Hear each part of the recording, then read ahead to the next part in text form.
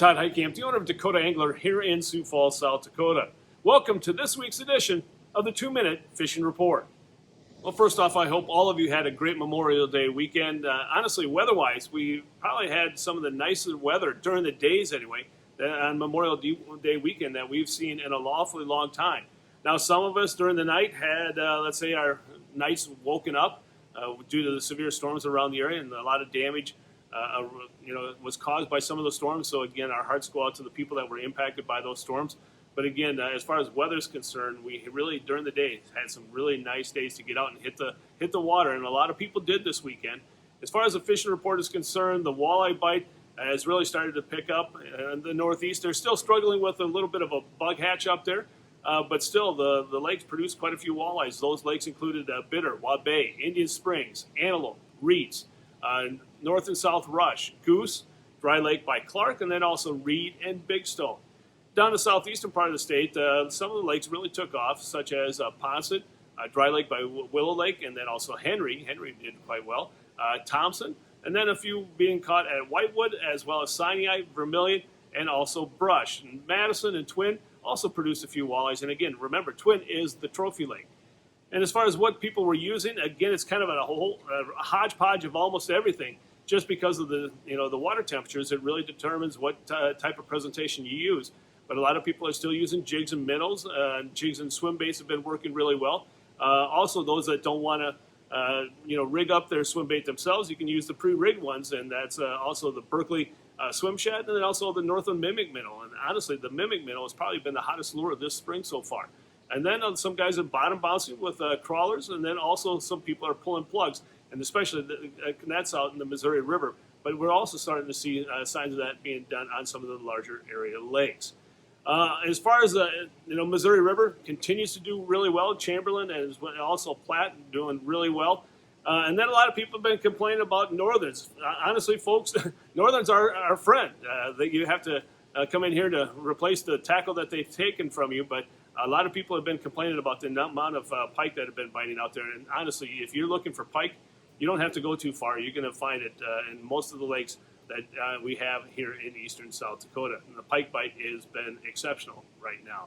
As far as the crappie bite is concerned, some of the lakes that continue to produce crappies include Ponset, Reeds, Thompson, Henry, Vermilion, Beaver, Scott Slough, also Lake Chautauqua, and then also the Great Lakes in northwest Iowa. And what have guys been doing to catch those crappies? Nothing, too fancy. A jig underneath a small hook with a minnow underneath a bobber, or even jigging with it. And then also small hair jigs have also been working well. And then also something a little bit different, a little bit of a swim bait, not a swim bait, but basically a swim jig has been the tadpole spin by JB has been working really well. So keep that in mind the upcoming week.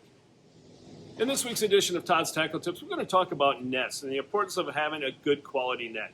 Honestly, folks, I don't think there's anything more frustrating for anyone that when you have a good quality fish, maybe that trophy fish approaching your boat or from shore, approaching shore, and you put out the net and the net fails. So again, I think the quality of net is very important. It's something a lot of people don't think of because, how often do you use it? Well, I think, again, the thing people need to remember is there's many nets out there. We carry nets from Fravel, Ranger, Beckman, as well as Clam, and they all vary in price points. In other words, they range in prices from, let's say, $25 on up to $150. So it's really going to be up to you on what fits your budget. But I want to point out one thing when it comes to, let's say, the Clam nets. The Clam Fortis nets are not new. They've been around for, let's say, 2 or 3 years now.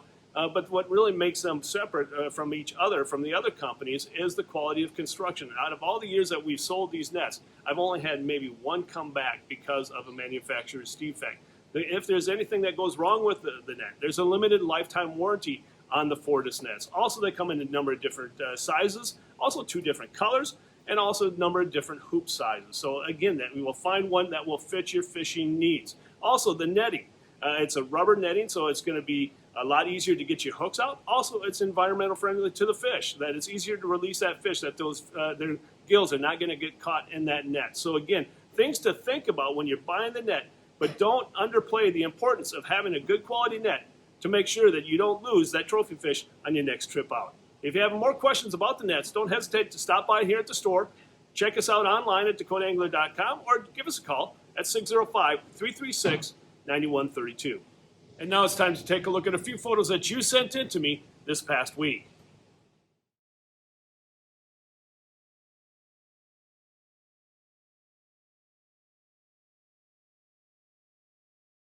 And remember, folks, if you'd like your photo included in next week's version of the 2-Minute Fishing Report, please send it to me. Send it to Todd at DakotaAngler.com or post it to our Facebook wall.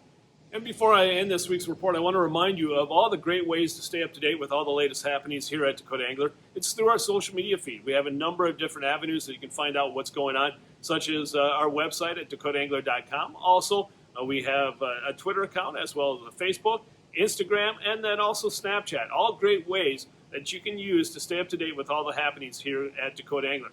Also, if you don't like the new ways of doing that, you can also use the phone. Feel free to give us a call at 605-336-9132, and we will also have the latest fishing report on the phone as well, so that's a great way to stay up to date. Well, folks, that's this week's version of the 2-Minute Fishing Report. For Dakota Angler, I'm the owner, Todd Heitkamp, and as we say around here, fish on! We'll see you next week, and again, thanks for watching. Stay healthy, folks, and stay safe.